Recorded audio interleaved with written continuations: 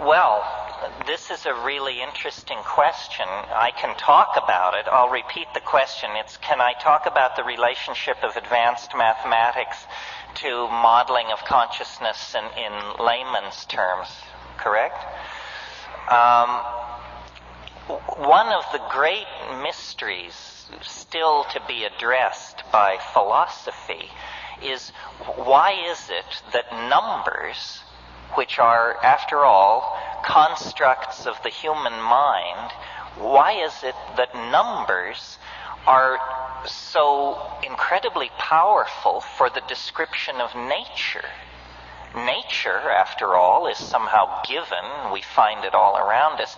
And numbers arise in the depths of human ratiocination. So what is the relationship of these things to each other? It may appear to be an easy question. It's such a difficult question that it wasn't even asked in philosophy until the 20th century. It's very puzzling, and I think that it indicates a fundamental congruency between processes that are mental and the structure of the world itself. This is why I didn't get into it too much tonight in a popular lecture like this, but I'm the inventor or the purveyor of a mathematical theory of consciousness.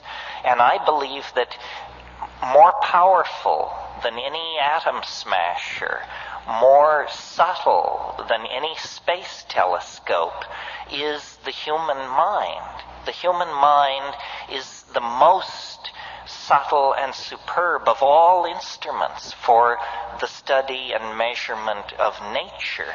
When we look into ourselves, we discover the same patterns that we discover in the birth and death of a species, the flow of a river, the collapse of a corporation, or the flowering of a love affair. It's that process is somehow under the aegis of a kind of universal equation of description.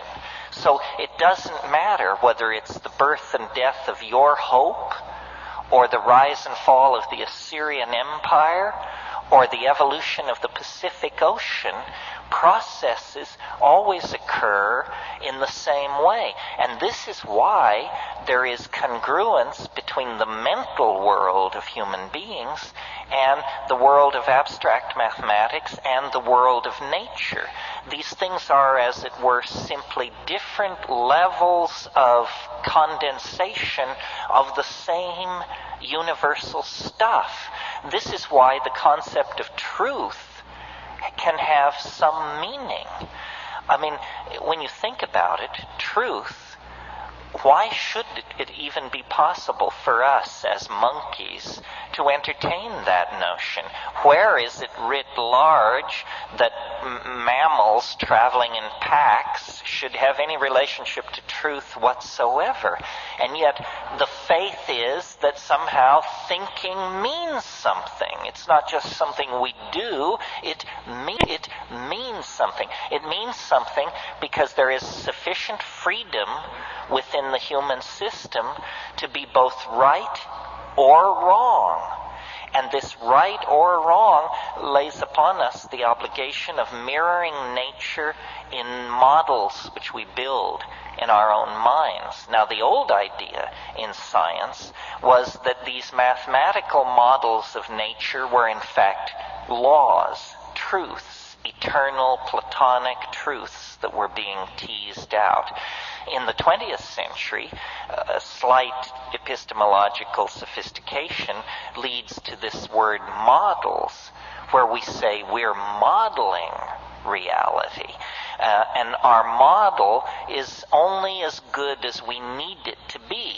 If we're trying to model the flight of an artillery shell, The model needs to be only good enough to get the artillery shell to its target. We don't need to understand the essence of lead or the nature of motion there. We simply need the model to kick out the data that interests us. And in the 20th century, it's been understood that all knowledge is dependent upon the question asked.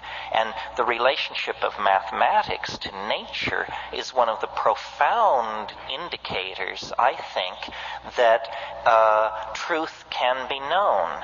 Maybe not the truth, but I always think of the positivist philosopher Wittgenstein, who was once asked in a classroom situation about a certain proposition, is it the truth? And he said, well, it's certainly true enough.